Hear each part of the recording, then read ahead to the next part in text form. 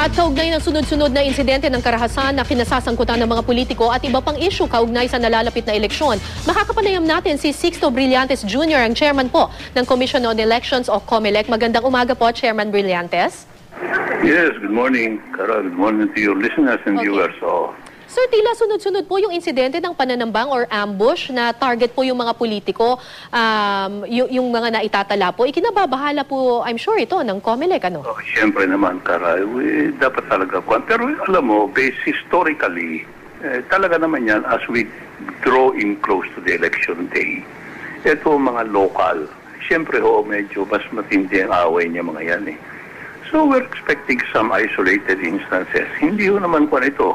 2 out of so many areas in this country is not really to be. Huwag natin i-blow up masyado. We expected naman na magkakaroon niya mga yan, no?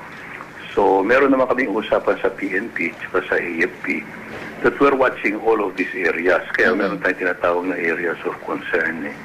Ngayon, if it's an area of concern like Cavite, like Lanao del Norte, hindi pa area of concern yan, we'll put them in the category of area of concern. And therefore, we will now augment yung presence ng military at police. Yun ang solusyon natin dyan.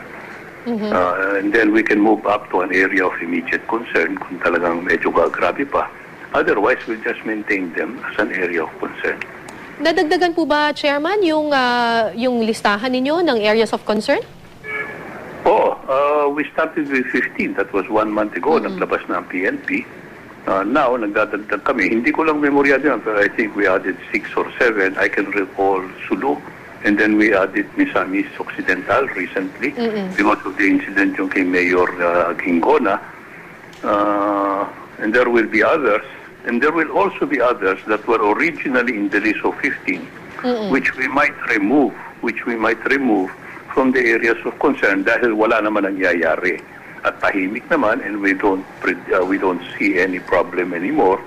So baka tanggalin din namin. But we will make announcements every now and then. We're only 17 days away from the election. Right.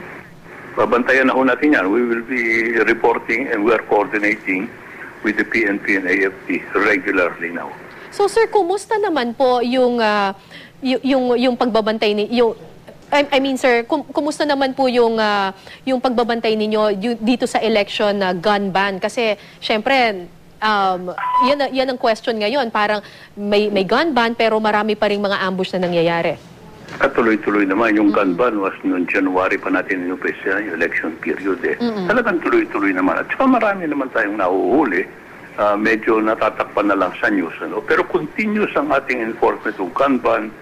In fact, nagdadagdag nga kami ng mga checkpoints, COMELEC checkpoints, para to enforce. As we sabi ko ba, palapit na tayo sa election, as we draw closer, then we become more stricter in ensuring. Meron na kami mga bagong mga areas for yung aming checkpoints. But compared, sir, to the previous elections, mas mababa ba ngayon yung election-related violence? Definitely. Yan ang aming report. And we had the command conference last week. This week pala. It's Camp Crame. Our report is that it has gone down.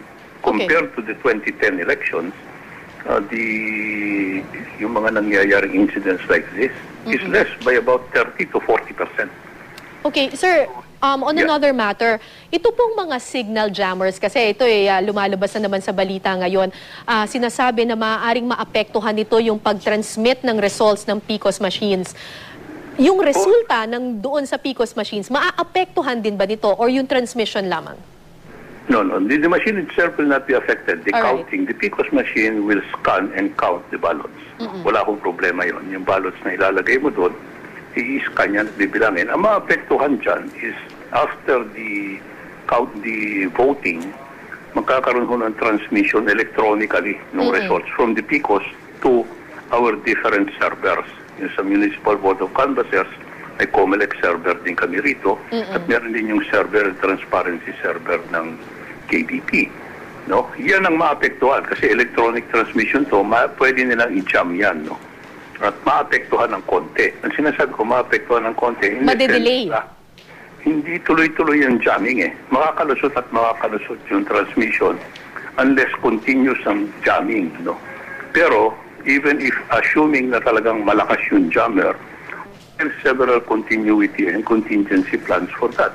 Ang gagawin lang ho namin kung talaga hindi makatransmit, we'll just take out the safe card from PICOS and we will transport the safe card to the municipality para yung resulta may encode sa at meron din ho tayong hard copy ng election return na results. Idadala rin sa munisipyo. Pero sir, ang mangyayari dyan, Kara, is that it will delay a little the transmission of the results, but they cannot stop the transmission altogether. Kumusta naman po yung delivery ng PICOS machines at mga balota sa iba't ibang lugar, sir?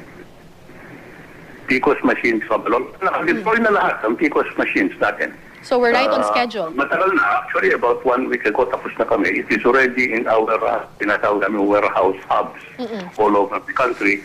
We're just not pinpointing what the hubs are for security purposes. No? Pero nandiyan yan, nakaumang na yan for malapit na ho sa kanilang area. Anytime papasok na yan, lahat yan should be deployed already by May 6, which is 1 week before the election because of our final testing and sealing. Gagawin natin lahat yan sa lahat ng presinto. Balota, since April 20, nag-upisa kayo mag-deliver, tuloy-tuloy na ho yan. Nandideploy na namin halos lahat. We should finish this before the end of the month. So, ready na ho yan. Ballot boxes, inumpisa na rin ng deployment 1 week ago. Ready na lahat. All the other election paraphernalia, tapos na ho. So, all systems go na po tayo? Actually. All systems go na, sir? Tuloy-tuloy na tayo, Kara. Wala naman siguro kung we've already set up our National Support Center.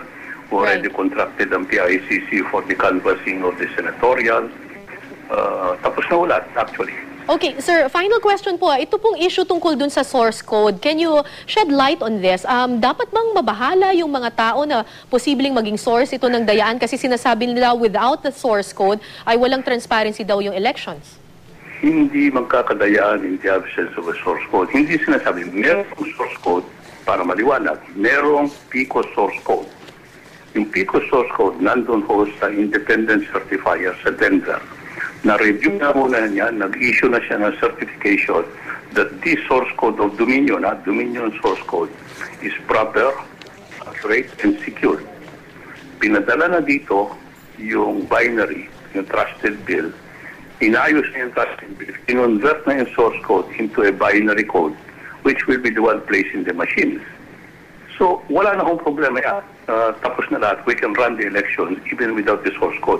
The only issue that is being raised is that the source code is human readable. Hindi makikita ngayon ng mga political parties o hindi nila mare-review yung source code na yan kasi hindi nga pinadadala ng Dominion dahil nag-aaway sila with Smartmatic.